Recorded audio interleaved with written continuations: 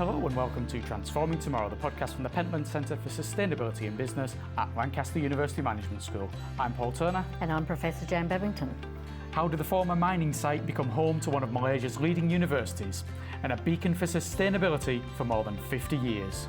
We're at Sunway University to talk ASEAN, planetary health, addressing inequalities and Liverpool FC.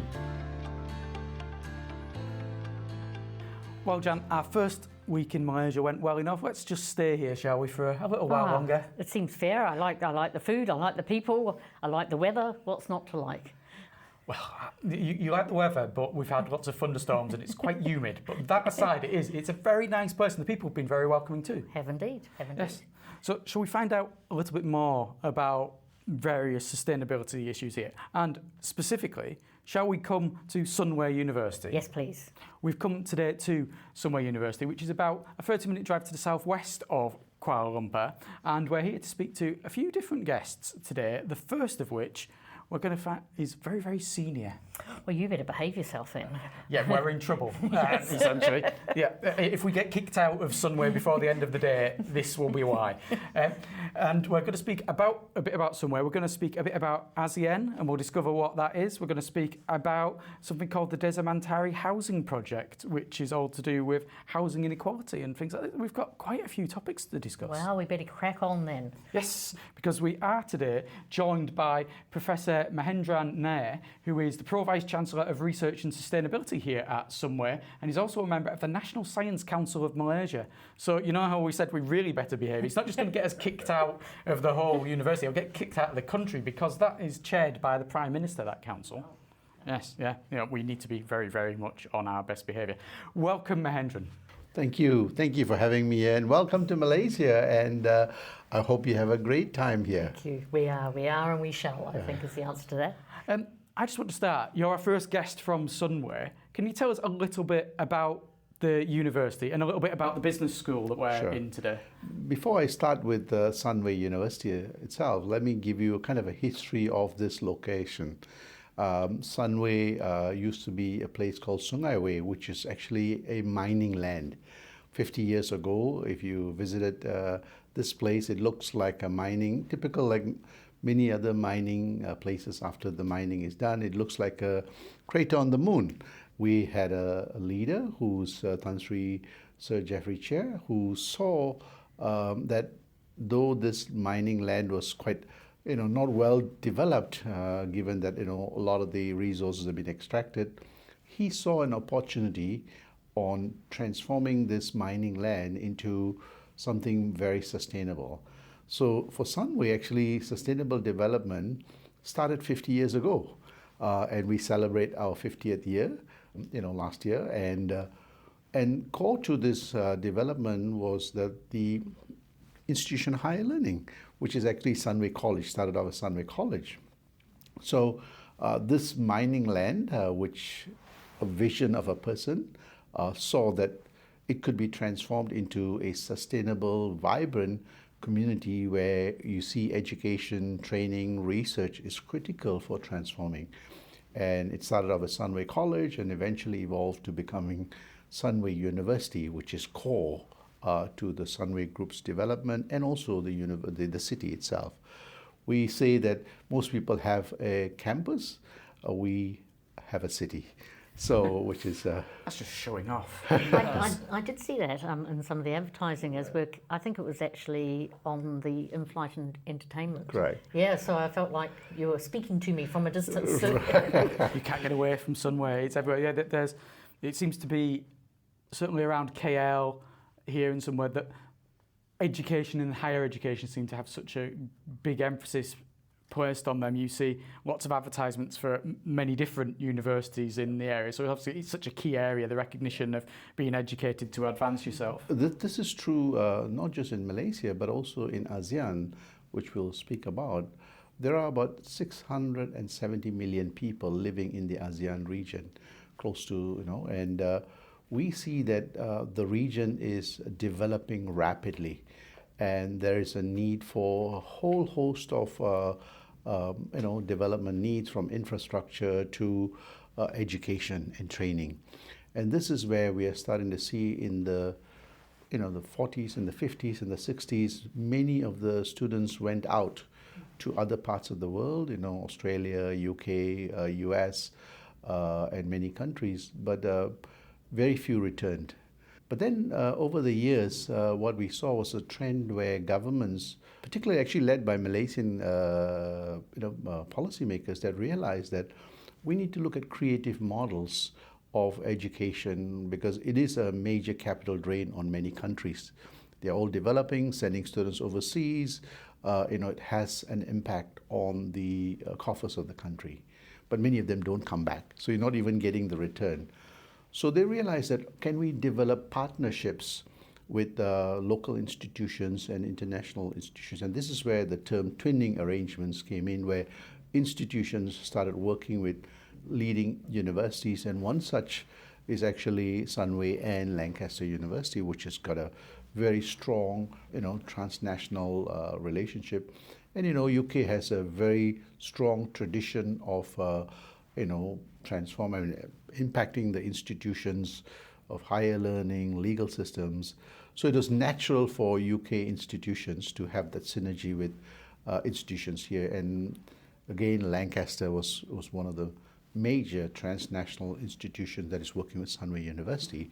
And there are other institutions of higher learning here. But again, here it is that we are now transitioning from students leaving and studying elsewhere. It's truly becoming a transnational education hub, particularly Malaysia and ASEAN. Yeah, that partnership obviously is why we're here in Yes, indeed. Malaysia. It's why we've made the trip over to KL. That it's a really active partnership as well between Lancaster and Sunway. There's lots of overlapping areas of interest, particularly around stuff such as sustainability. Yeah. And indeed, we're very pleased that we have Pentland Centre members that are based here. And so our meetings are totally unsociable for them, but they still come to them. And we really appreciate that connection. Yes, so you are a Pro-Vice-Chancellor, which, as I say, scares me and Jan somewhat. Yeah, that's far too much. But one for research and sustainability. So really stressing, obviously, how sustainability has been embedded at every level, really, here at Sunway. So what would you say your role involves, and what are your ambitions for Sunway when it comes to research and I guess especially sustainability? Yeah, I think one of the key things that we see is that educational institutions play a key role in nurturing the next generation leaders that are more, sensitive to the needs of society. And if you see over the last few years, the issue of climate change, global warming, we're seeing that many countries and corporations are doing really well in terms of economic development, but yet the gaps between the haves and the have-nots have increased. So on one hand, you have development, but the other hand, you also see that climate is paying a price. Many people are falling between the cracks. So this is where we see that the vision of the leader thought about sustainability 50 years ago. And 15 years ago, the United Nations crafted this Sustainable Development Goals, the 17 SDGs, to address this inequities and, within society, that while development is very important, we need to take cognizance of its impact to environment and also the people. We're seeing that the traditional development model has helped humanity over the last, since the Industrial Revolution. But we are also seeing that the development models of the old economy may not be suitable to the current environment because the old development model did not explicitly include environment into the development model. So what we have was a zero-sum development model where most of the development was at the expense of the environment. And we're seeing this, in most developed countries, what we saw in the forest fires in California, in Spain, climate change. We are seeing this here in this part of the world. We're seeing flooding, and a whole host of things.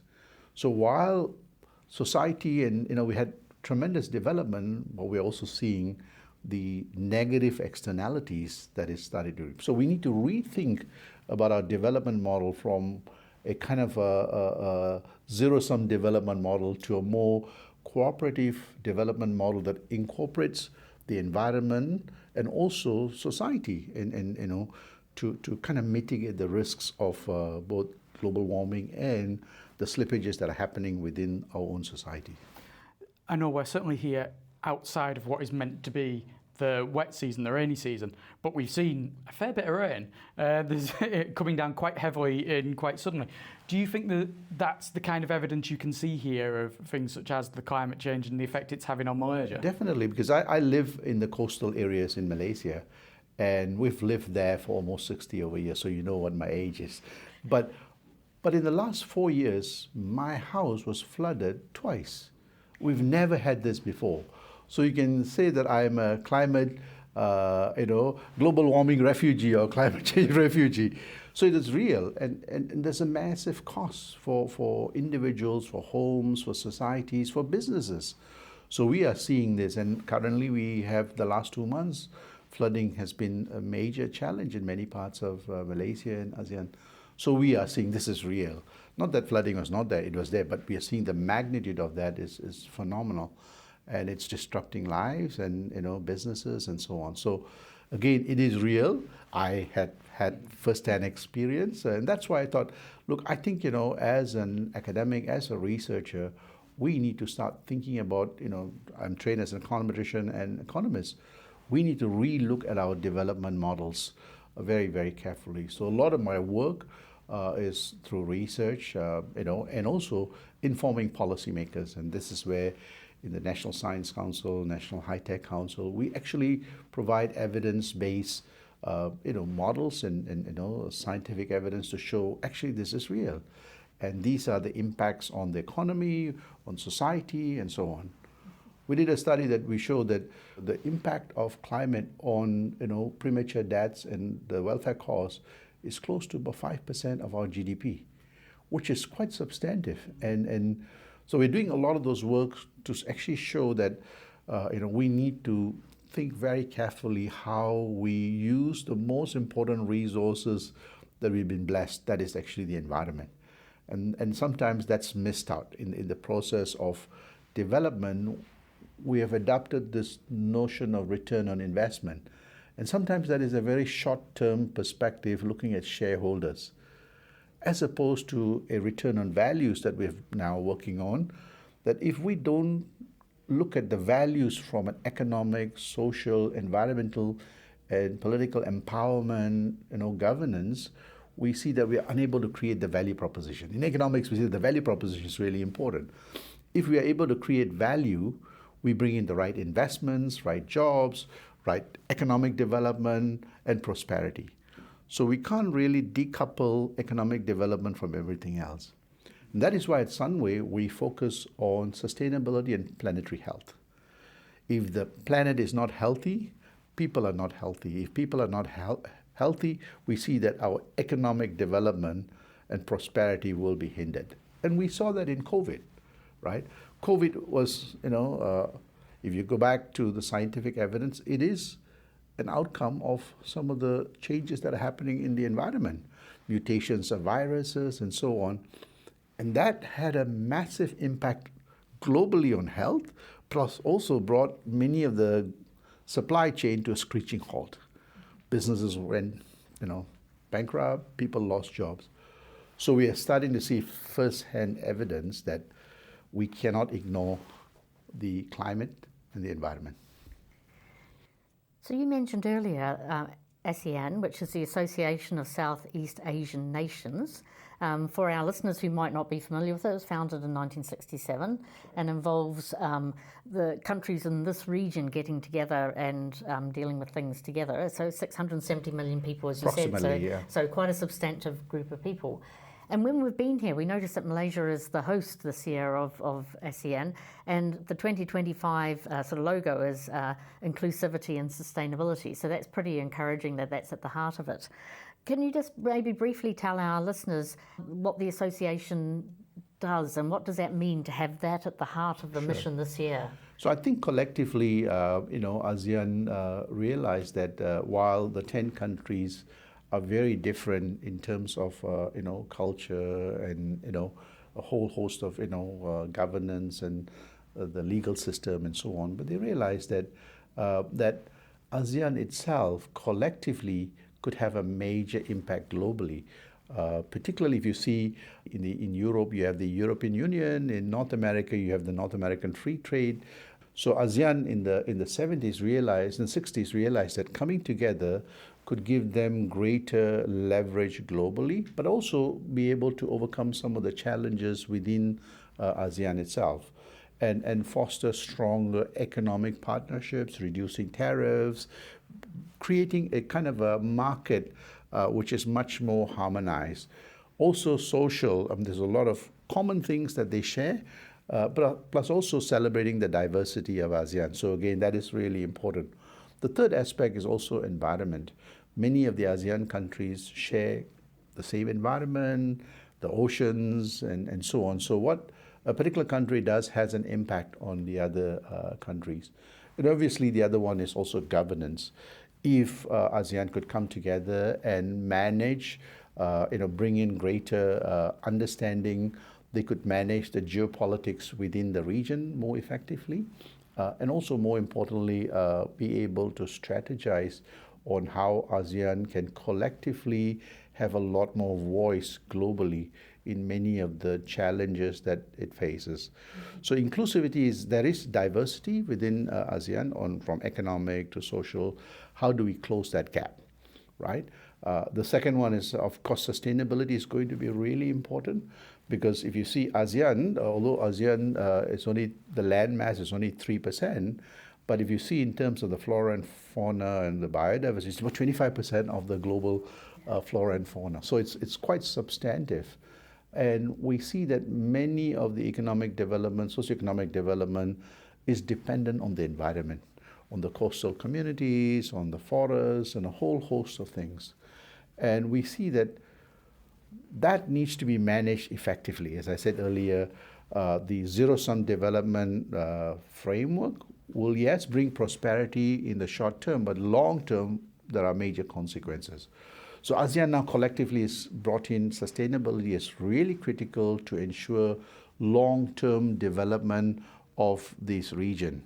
And this is where the push towards, more interconnectivity in economic, and so on.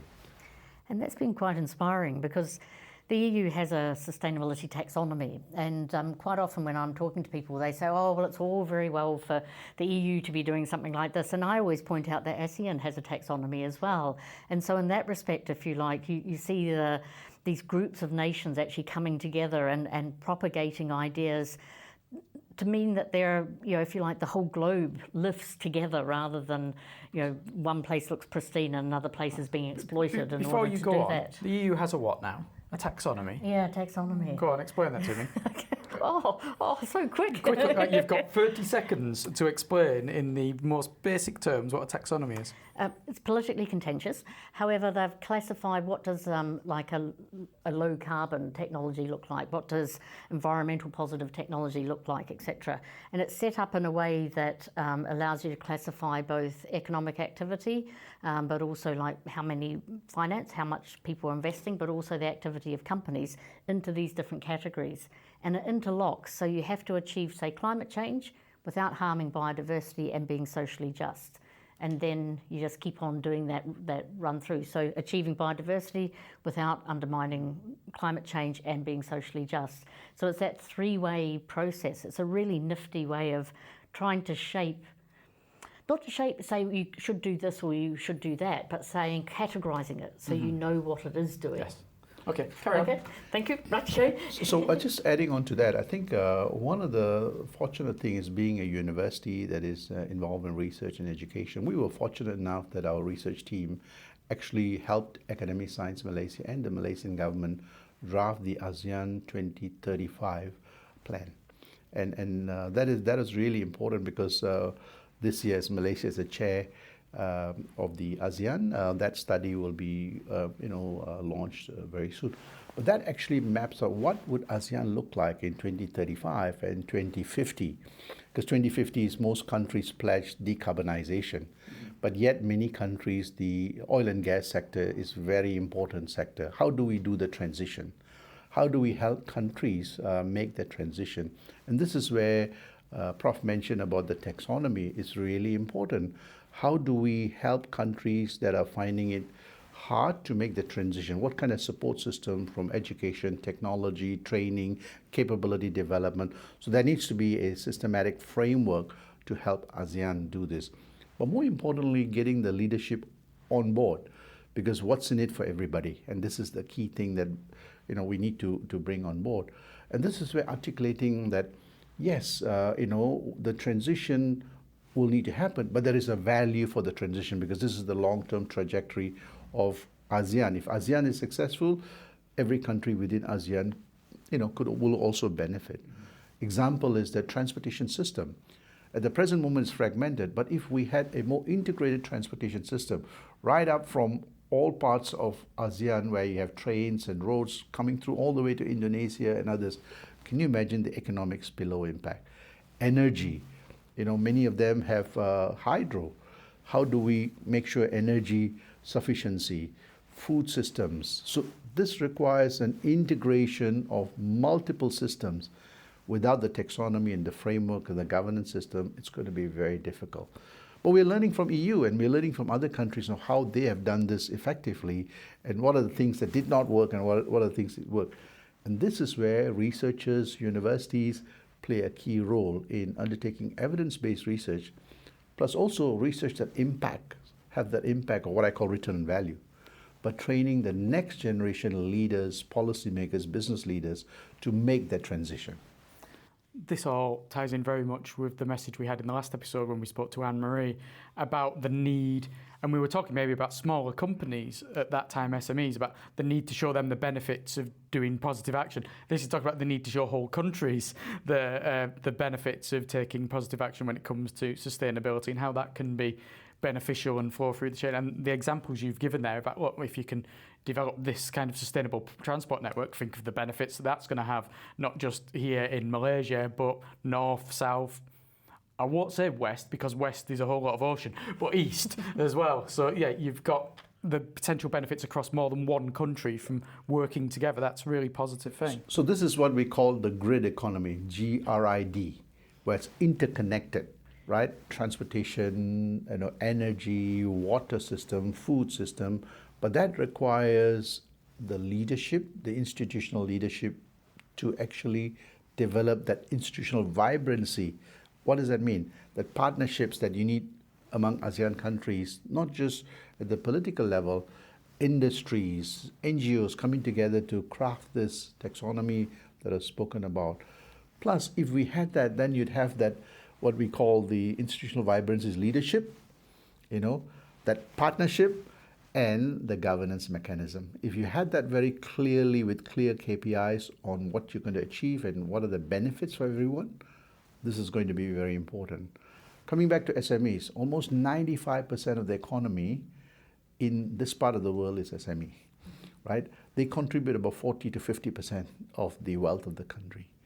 Now, with the advent of technology, talent requirements, there's a need to transition them.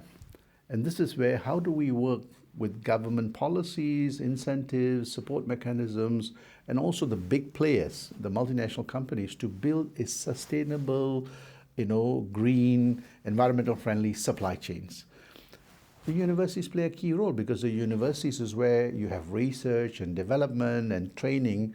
So it's part of that ecosystem. As I said earlier, it's transitioning from the shareholder to the stakeholders. And key stakeholders actually university, the environment, and so on. So it is an ecosystem, and there are multiple systems, and this is where the taxonomy is critical, and it requires, both at the highest level, but also the policymakers crafting and orchestrating the governance and so on, so that you have a more organic, ground-up stakeholders coming together. So before we move on from ASEAN, I just have one last thing. So you've probably got more on ASEAN as well, Jeff, but one last thing from me. So yeah, the message for 2025 is sustainability and inclusivity. So we've talked a lot about the sustainability side. Where does the inclusivity come from? What kind of message of inclusivity are we looking for? So let's look at the macro level of ASEAN, then I'll go down to industry and then the community, right?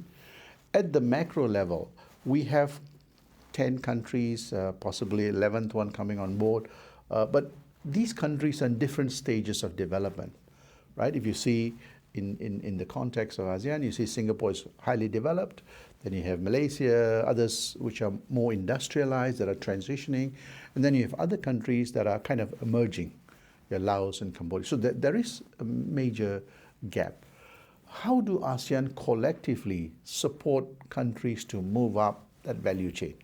So this is the first part. This is where the policies and the direction from the leaders in terms of tariffs, in terms of technology support, capability development, sharing of resources to look at the ASEAN 2035 vision.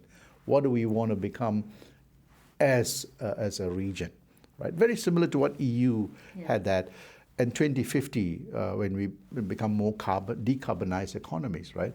How do we make that transition? That's at the macro level because the policies and structures are very important. The second aspect is actually the industries. How do we bring industries leaders to think about not just return on investment, return on values? How do we nurture these values and to impress upon them that these values that we create generates value proposition that bring in that investments, right? So it is government, industry, community on the ground, the community leaders, people on the ground that know what's happening on the ground. That information is really important. Of course, universities, research centers are also critical. So it's at the macro level, you've got to get understanding among the leaders. Then it's industry, which is also an integral part of this ecosystem.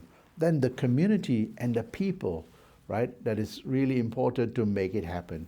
So having that vision of, ASEAN being prosperous, contributing to not just ASEAN, but also the global community, right? We have to remember that, ASEAN is critical in terms of the nature-based industries. Nature's here, and we haven't harnessed the nature-based industries. You can say that ASEAN is a critical part of the global lungs, right? And this is where countries like UK and developed countries can play a key role in investing into ASEAN. And that is why I think the relationship between Lancaster and Sunway is critical, one institution. But can you imagine many institutions, universities, industry, we've got quite a lot of UK industries out here that are supporting the development. But if this is done collectively, right, we see that ASEAN could play a critical role in economic, social, environmental, globally. And this is where we see there are multiple layers. That's why I said systems on systems. That is, we need to think about very carefully. So tell us about the 10-10, my STIE framework. Great. You'll have to demystify all of those numbers and letters for us. Sure, definitely. I think when I started working with the policymakers here, we realized something that, I come with a multidisciplinary background, come from the science, mathematics, and I did economics and social science. I worked with the Academy Science Malaysia. I'm a fellow of the Academy Science Malaysia. And I realized something which is really interesting reading all the national plans. You have, one hand, the scientists talking about all the science and technology that is needed. But then the other hand, we see that the industry is saying that actually, you know what, we don't know what the scientists are doing. So there was a gap between the science that we are doing and what was happening in the economy, right? And I said, hey, so we did this study that showed there's a huge gap between the knowledge generators and the knowledge users. We then, my research team then said, hey, we should look at science, technology, innovation, and economic development. How does science technology connects with economic development? So we then said, okay, let's look at all the global technology. So in 2017-18, we were working on foresighting of technologies. And we were studying patents, we were talking to industry leaders, we were talking to experts. And then we realized there were hundreds of technologies. Nobody remembers them, right? So I said, can we cluster them into 10 technologies?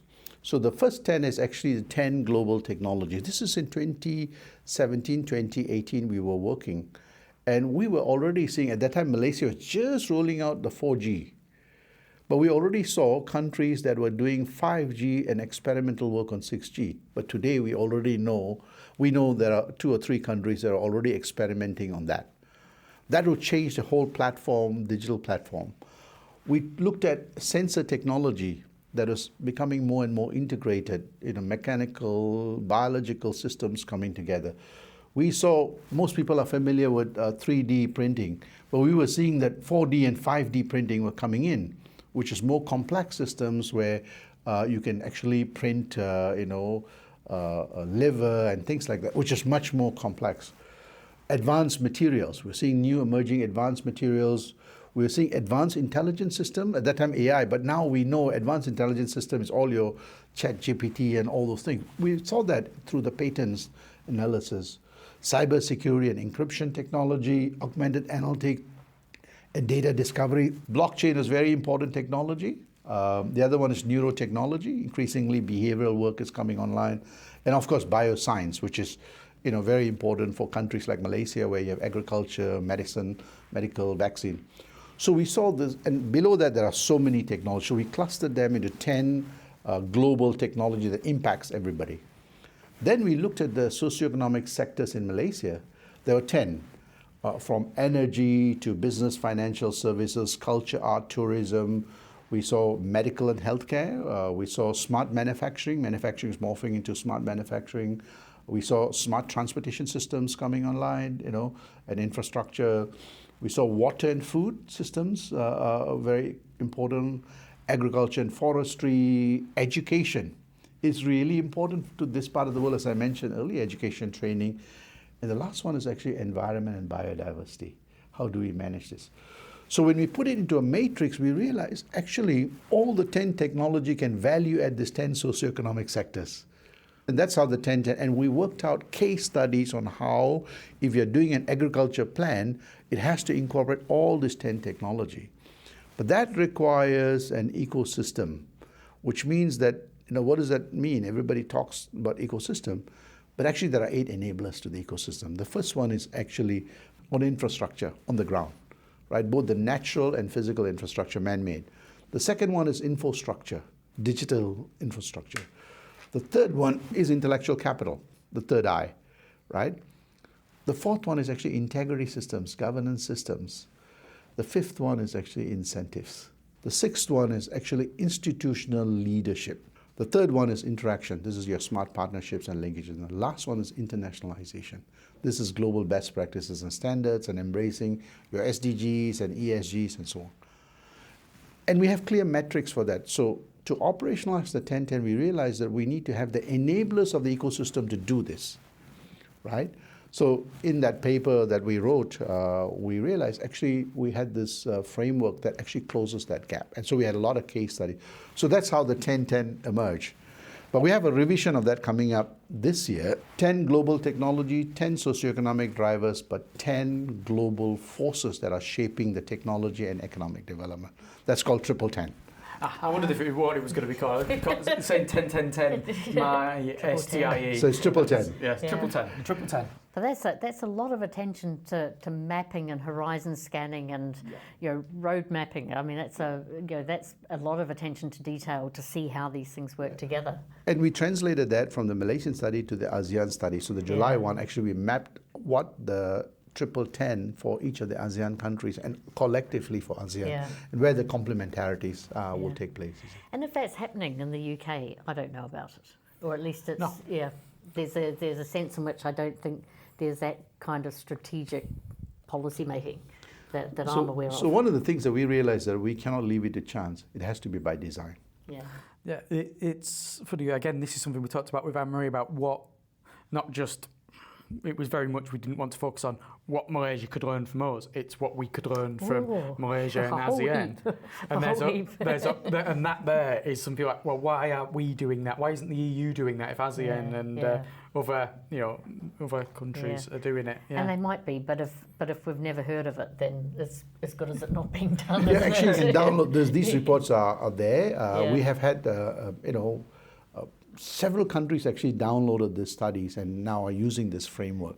And we've been traveling and providing greater awareness to this. And one of the things recently I did was in Davos, was to actually talk about this values-based development and bringing in the technology, the global trends, and also the economic priorities of the Global South. So thinking back to the podcast on Society 4.0 and Industry 4.0, that's sort of got the same feel to that. So it's a nice companion podcast to this one. Yeah, just a couple of weeks ago we were speaking to Rebecca and Steve about both of those issues.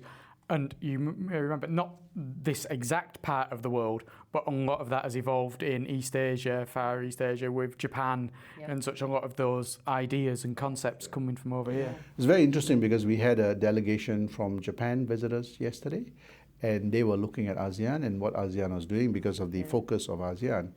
But here it is that we realize that, in a lot of our work, we do global scanning. We study UK, we use some of the best practices in Europe, other parts of the world.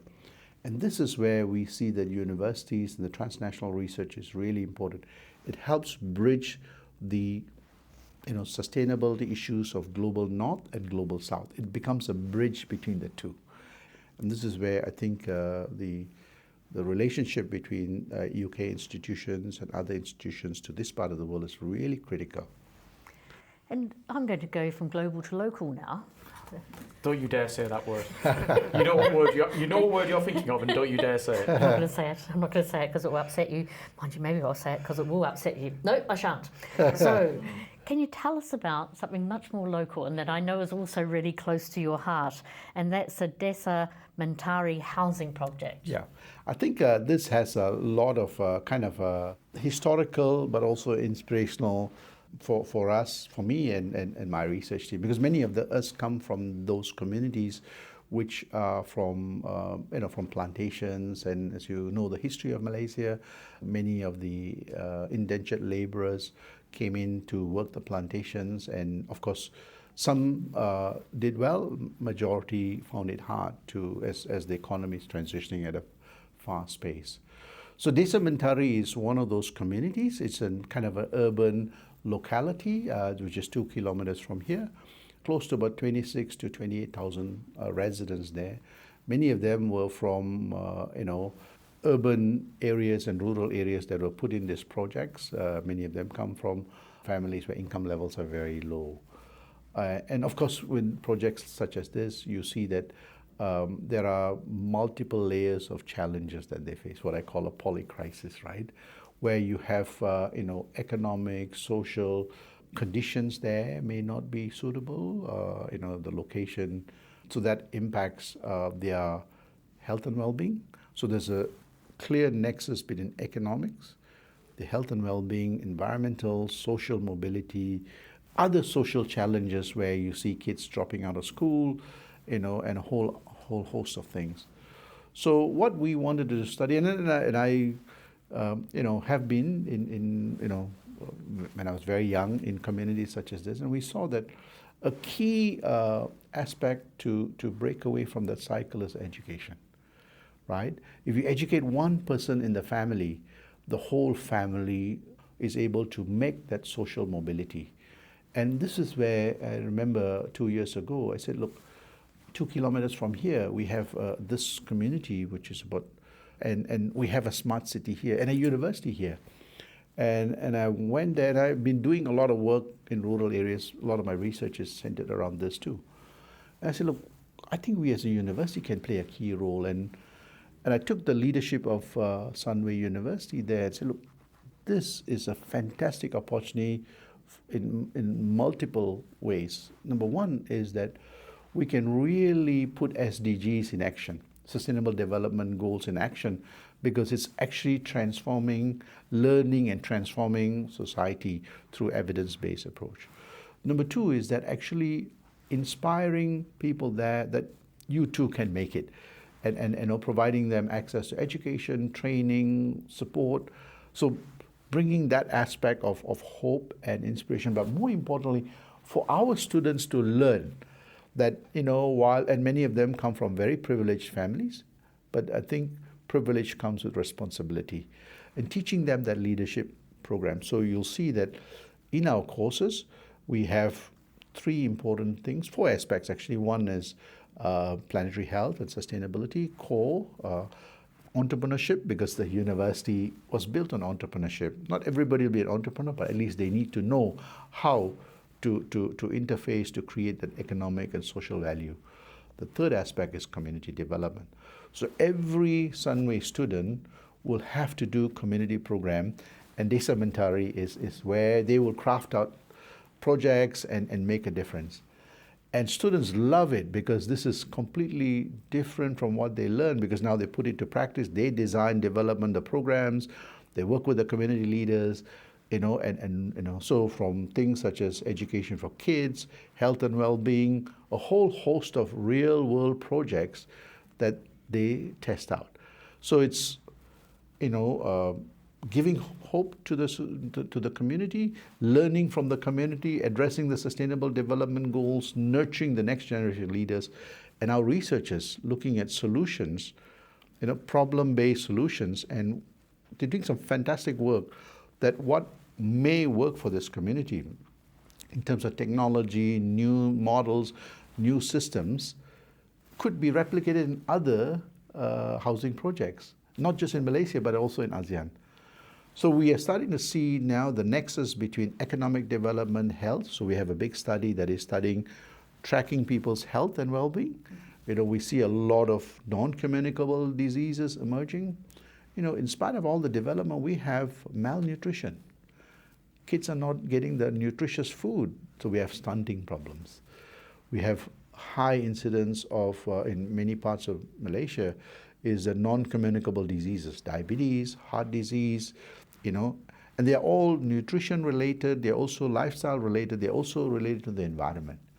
So this Desa Mentari gives us a fantastic opportunity to study the interrelationship between multiple factors, right, on this multidimensional poverty, right? And people have attempted this, but it's, unidimensional or taking a small part of it. But here it gives us a comprehensive understanding of what happens in a particular environment. And this is why we have this data collection just commenced. We have a whole host of other leading universities coming out here to say, hey, let's study on public health issues.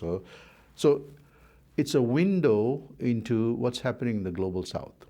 So it's not just Desa Mentari or in Sunway, but in the global south. And this is why we are very excited with the work that you are doing in the Morecambe Bay area. And because I visited 2 years ago, and I visited Morecambe Bay and Blackpool and Liverpool. And by the way, Liverpool is the football club I've been following since 1972. We have something in common here. Our Liverpool Need to explain football to me. And I know all the team members from 1972 onwards till today. But I visited these cities and I thought, wow, this is really, I've seen, but there are challenges too, right? So how can we learn from one another what you are doing that worked or does not work? So I see the Desa Mentari as addressing this poly crisis, and how do you transition this poly crisis into poly opportunities for the communities, for researchers, for students, and for the global community from a policy and impact that we can make. It's great that you brought that up, because while you were talking about that, I thought this is, in the UK, we have something called Civic University, which is the message where you try and do good in your community around you. You try and help those who are less fortunate, who need help, whether it be left behind people, whether it be people who are struggling financially, socially. And it seems like that's what you've done there, without necessarily using the Civic University label that would inevitably get put on it in the UK, is exactly that. You're helping those people and seeing what can be done and how they can help themselves as well. So yeah, it's a really positive message there. It's very interesting because on Saturday, this is the second time we're doing, this Monday, school started in Malaysia, the public school system. And when we went down to the ground, because I think I know most of the families there, and speaking to them, and I realized many of the kids don't want to go to school. And I asked them, why is it that you don't want to go to school, this primary 1 to secondary school? Simple thing is that they cannot afford the uniforms and clothes, and they feel so, from a motivation and So I spoke to the president, who was very, very supportive, Tan Sri Jeffrey. I said, is there something we can do? And he says, yes, no problem. Find out how many children that we can provide uniforms, schools and school uniforms and other things. Last year, we supported 1,200 students. On Saturday, we supported close to 1,300 students. You should see the happiness of the kids, and the parents, right? That I've got new uniforms, new shoes, and that in itself is a fantastic motivation, right? That's just a small drop, right? And can you imagine the psychological studies that could be done to show small nudges that could make a big difference in a child's. Similarly, our researchers and our students are working with programs that are there for children on, language, IT, how to be safe. We also had another program where economics is tough. Particularly, there's a lot of single women, single family. They have, So we said, let's run an entrepreneurship program. So we brought 10 entrepreneurs here. It was open to everybody, but 10 women came in. And we gave them all the tools and technology and knowledge on how to make their businesses better. And a few of them, and then we plugged them into the Sunway ecosystem. And some of them are doing really well. So we've got this kind of structured program, training. If you did it outside, it's very expensive, but this is free. We handhold them and plug them into the Sunway ecosystem. And eventually, our students are helping them with TikTok and all the online things, and they become more confident.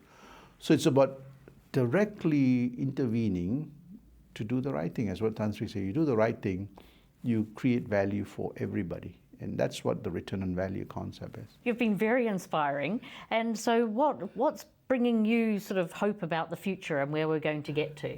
Oh, I think, I'm an optimist, right? And I think, everybody deep down in all of us, we want to make a difference, right? And I remember I asked my father, what's the purpose of my life? And he says, the purpose of your life is to live a life of purpose, right? And that's what keeps you happy. I mean, everybody is searching for something. But success comes if we are able to continuously be inspired. Yes, there are challenges, but how do we transform the challenges into opportunities? That's what we scientists do. We don't get the best solutions come from problems, right? We are problem solvers. And if we can solve their problems with an inspiration, and that's what we pass on to the next generation, your kids and your students and so on. So I tell my kids, I love school so much, I decided to stay in school forever. And more importantly, I say, I don't have a job. I have a hobby that pays me very well. I don't think my 6-year-old would go for that. Yes. No. There's a two optimists against the pessimists there. So. Hang on. You tell me you're never pessimistic and I'm never optimistic. Stop tarring me with that brush. That's not, no. Right. Mahendhiran, thank you very much for coming along and speaking to us. Thank you very much, and thank you for having me. Thank you. Gosh, Jan, he was very enthusiastic. Yes, but also I think really focusing on what I really liked is that robust evidence-based data logic, really thinking about how these things are going to work. And I think if you just sort of deal with a polycrisis, as he was talking about it, and don't have a plan for, okay, well, what's the way out of it? What's the steps that can start to be taken? Then I think it's hard to be enthusiastic. But if you're doing it, I think that helps. And he has it on so many levels as well, from the project that's taking place, the Desa Mentari project here, within 2 kilometres of where we're sat, somewhere, all the way through to the ASEAN level. And you can see the interconnections that he has in his own mind as well as in the practice of what's actually going on between those 2 things and how that all fits together. And one of the things I really enjoyed him talking about is planetary health. So there's something called the One Health Agenda, which looks at human health, planetary health, and animal health in the same framework. And these things, if planetary health is poor, then the other 2 healths suffer. And so actually seeing those 3 elements together. So that was sort of a return to a really key concept that I've seen several times before.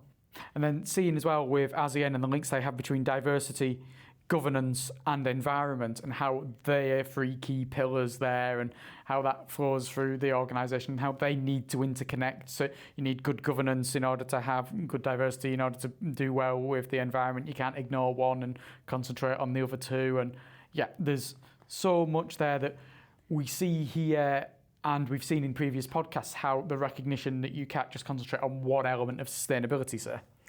And I suppose the other thing, and this is, I guess, really speaks to us as working for an education institution and other educators that will be listening to the podcast, by putting education at the heart of it, whether it be education of youngsters at school or through the university system, or education through gathering evidence together, that is one of the underpinnings that actually feeds out and brings the rest forward. So, I mean, I love working at a university, and I love the careers that I've had teaching students from all sorts of backgrounds over all sorts of topics and all sorts of stages of their studies. And I guess that's one of the hugely motivational things about working for a university, is the educational mission. And I particularly liked him because I discovered he was a Liverpool supporter. Yes. My main team in life is Barrow, but I always, from a child, have followed Liverpool and supported Liverpool as well.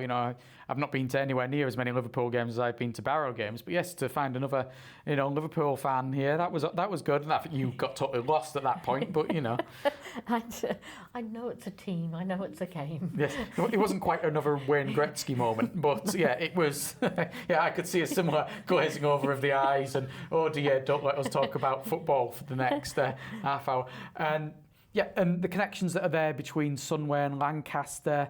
You could see how Mahendhiran had seen, when he's been over there, the way that we work around the communities in Morecambe Bay and such, and seeing that and how he can apply that to the work he does here, and how no doubt we could apply what he's doing here to the work that we do at home.